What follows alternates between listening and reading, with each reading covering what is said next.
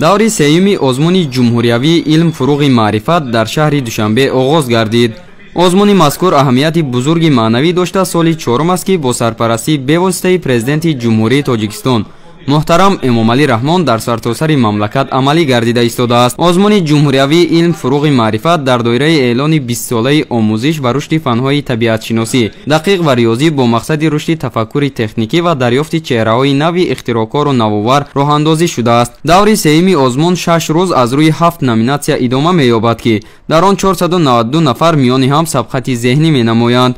ҷиҳати баргузории даври сеюми озмуни ҷумҳуриявии илм фуруғи маърифат тамоми шароитҳои зарурӣ фароҳам оварда шудааст. мақсади асосии гузарондани ин озмуни он иборат аст ки мо беҳтаринҳоро интихоб кунем ва беҳтаринҳо дар озмуни ҷумҳуриявӣ иштирок намоянд. бояд шаффоф, одилона дар ҳамин сатҳи баланди илмию методӣ педагогӣ бояд қабул намоем ки дар ин ҷо ҳама шароитҳо муҳайё шудааст. имрӯз дар ҳами зинаҳои мактаби миёна, мактабҳои лицейҳо, коллеҷҳо, дар мактабҳои олӣ зина ба зина оғоз мегардад ва онҳо дар вақти қабул ҳам додани имтиҳону ё билети додаи онҳо аз якдигар фарқ мекунад.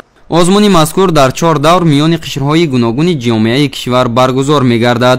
баргузории озмун давоми солҳои 2021-2023 нишон дод ки байни ҷавонону наврасони ҷумҳурӣ таваҷҷӯҳ ба омӯзиши илмҳои табиатшиносӣ дақиқ ва риёзӣ ба маротиб зиёд гардида, он ба дарёфт ва тарбияи мутахассисони муҳандисию техникӣ замина гардидааст.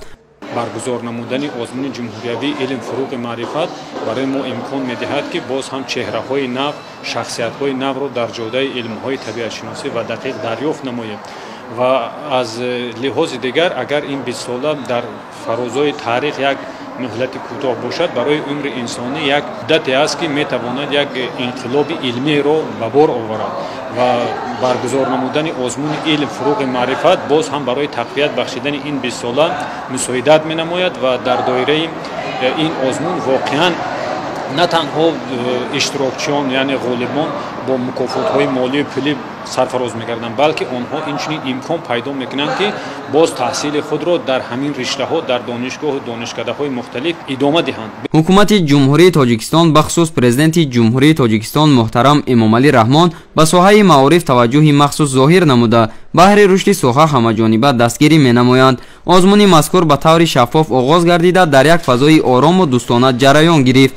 шод аз он ҳастам ки маҳз бо ташаббусҳои асосгузори сулҳу ваҳдати миллӣ пешвои миллат муҳтарам Эмомалӣ Раҳмон баҳри мо наврасону ҷавонон чунин озмунҳои бошукӯҳ ташкил ва баргузор карда мешавад ки савияи дониши мо донишҷӯёну хонандагонро боз ҳам баланд мебардорад. пешравӣ ва ғолибиятро ба даст овардани ҳар як иштирокдор аз боварии ӯ сарчашма мегирад ва ман боварии комил дорам ки метавонам ба даври ҷумҳуриявии озмун роҳат ёбам. фароҳамсозии чунин шароиту имконот ва таъмини фазои озоди рақобати эҷодӣ боис мегардад ки чеҳраҳои нави ихтироъкорон ва навоварони соҳаи истеҳсолот дар ҷодаи фаъолият афзун гарданд. иштирокчиён баҳри сайқали донишу маҳорати техникии худ бо омодагии ҳамаҷониба дар ин сабқати зеҳнӣ фаъолона ширкат варзида истоданд.